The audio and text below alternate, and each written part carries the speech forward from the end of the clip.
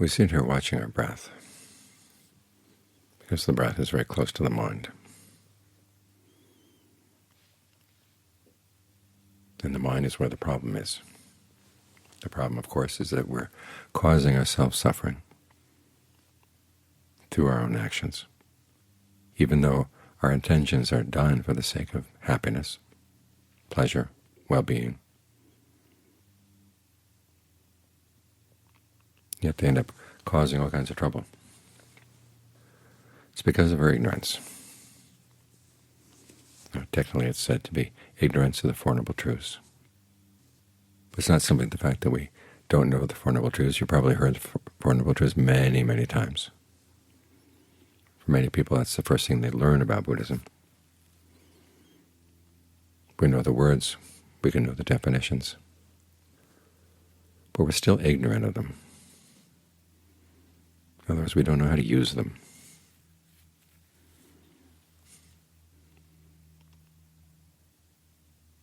The truths are not simply statements about how things are, but they're categories. Each of the categories has a duty. And if we want to get past our ignorance, we have to follow the duties for each of the categories. When you look at your experience, how do you divide it up? Usually it's me, I, versus the world out there. Things you like, things you don't like. And the imperatives are to maximize my happiness by gaining the things I like.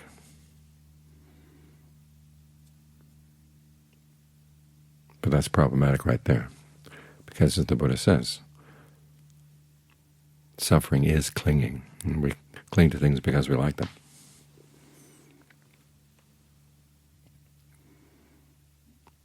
Or we have them and we want them to be a certain way that we like. And so the imperatives of the ways we look at things actually are causing us to suffer. We need a new set of imperatives. We have to change our ways. As we talked about this afternoon, we have to change our habits.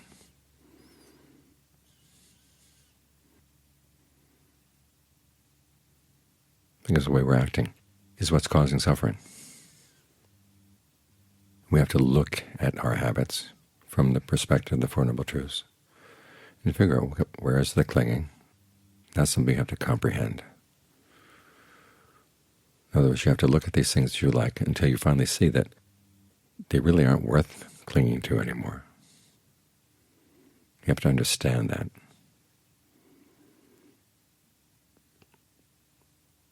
Then you look for the cause. The cause, the Buddha said, is there's three kinds of craving that lead to becoming.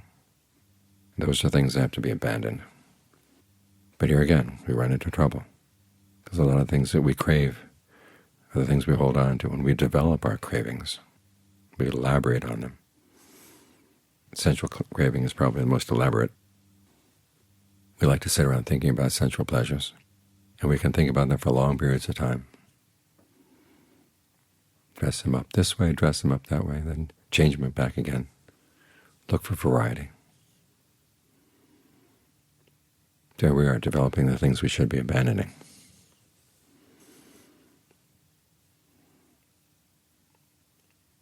And as for the qualities of the path that should be developed, we tend to put them aside. If we're really mindful, which means, of course, keeping in mind the tasks of the Four Noble Truths, we'd have to drop a lot of the thinking that we like, and so we tend to snuff out our mindfulness, snuff out our ardency and alertness.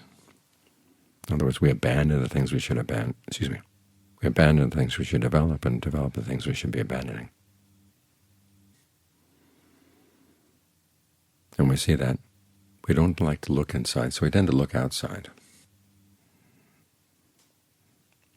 And Ajahn Mahabharata used this image in one of his Dharma talks. He says we take the mud that's inside ourselves and we throw it around outside and say everything else outside is muddy. We find fault with this person, find fault with this situation. We can't stay anywhere. We have to keep going, going, going. You have to look back. Okay, the source of the mud is inside. But inside there's also the potential for cleaning it up. Because we can take those Four Noble Truths and apply them to what we're doing right now.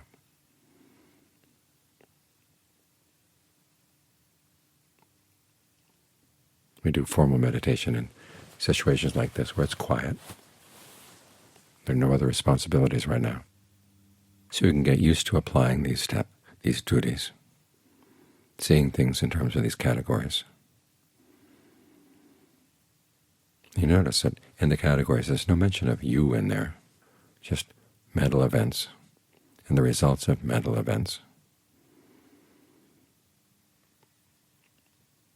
So you want that to be your focus. The problem is when you leave meditation, you go out and deal with other people, all of a sudden it's a question of you and them again. And the priorities get changed, and the duties get changed again. We drop the framework we're using while we meditate and pick up our old framework. And so it's no wonder that the practice never develops any momentum. We keep switching back and forth, back and forth. John Lee makes this point. For most of us, the Eightfold Path is one that's divided. We follow the right path for a while, then the wrong path for a while, then the right path again, then the wrong path. He said, no wonder we don't get anywhere.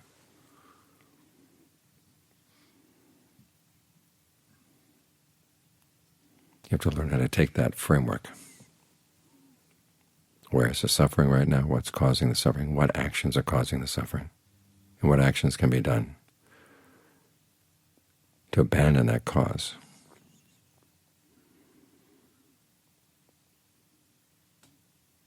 Try to keep that in mind as much as you can. Again, this is why we have a monastery like this, so you can practice dealing with other people in the context of the Four Noble Truths, and get it strengthened so that you can carry that ability out into the world where nobody knows anything about the Four Noble Truths at all, and nobody's following the duties. And it's so easy to fall into the way they see things and the way they do things, because those are the ways you used to see things and do things. You've got to get really strong in maintaining this framework. That's what it means to bring knowledge to the ways that you're causing suffering, so that you don't have to cause suffering. The Buddha talks about how you bring this framework of the Four Noble Truths to every factor in dependent co-arising. He doesn't say that you have to know the whole series, simply that you can focus on any one of the factors and think about it in terms of, okay, what is that factor? What is its origination?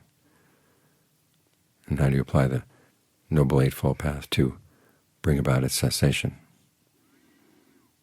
And you can do that with any factor, because ignorance underlies all the factors. All you have to do is erase the ignorance, or change from the ignorance to knowledge.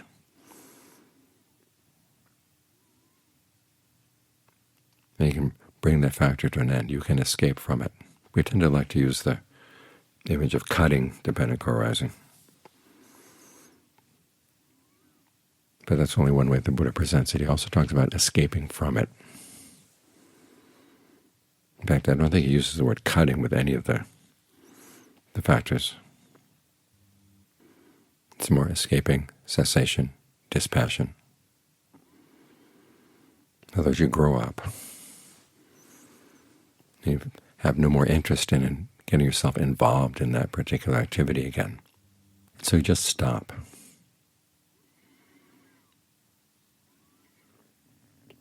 You see that the allure is not worth it. Whatever little pleasure you get out of it is way overwhelmed by the pain. And when you see that's a necessary connection, this is why the Buddha placed such an emphasis on cause and effect. When you see that it's a necessary connection, you're going to drop it for sure. Just stop doing it.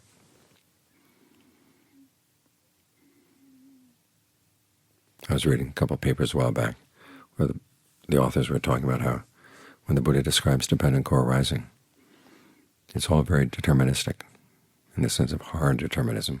In other words, once things are set in motion, they're just going to have to follow through. And even though the Buddha talked about how he would criticize people who taught that everything had to follow through from something that was done in the past, still they said the Buddha himself fell into that trap. But there's no place where the Buddha describes dependent co-arising in those ways. In the commentaries they do. You do something in one lifetime, it's going to take another lifetime or still another lifetime for the results to come. In other words, once it's been set in motion, there's nothing much you can do. But the Buddha talked about dependent co-arising, both over long periods of time, but also, and more importantly, what's happening to the mind in the present moment. And you can bring knowledge to what's happening in the mind, right here, right now, and change things. The causes are not billiard balls. You simply have ignorance underlying this process. Ignorance is what sustains the process of suffering. And all you have to do is bring an end to ignorance. And we can do that in bits and pieces to begin with, to cut particular patterns of events in the mind that would lead to suffering.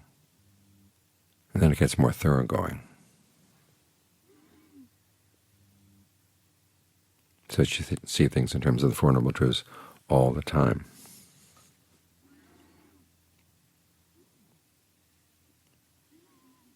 So the causes are right here. You don't have to trace them back to your childhood or a previous lifetime. They're constantly being repeated right here, right now, right here, right now.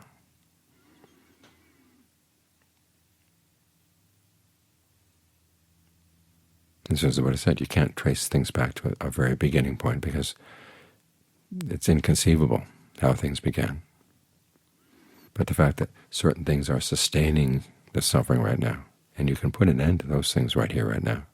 Stop doing them right here, right now. It means that right here is where you do the work. Right here is where you focus your attention. And it doesn't matter how long the process has been going on. The fact that you can stop it now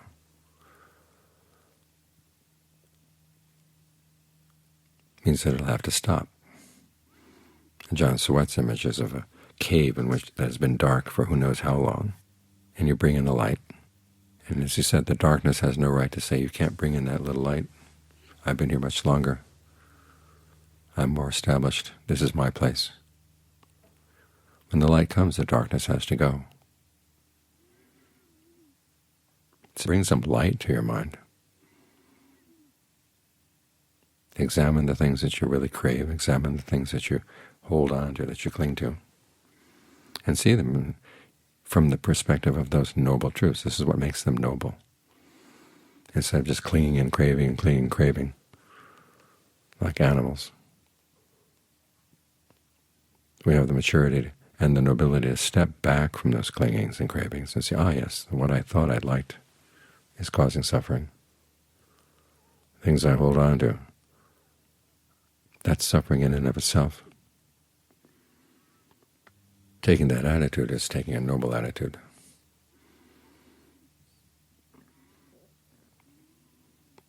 And that's the attitude that will set you free.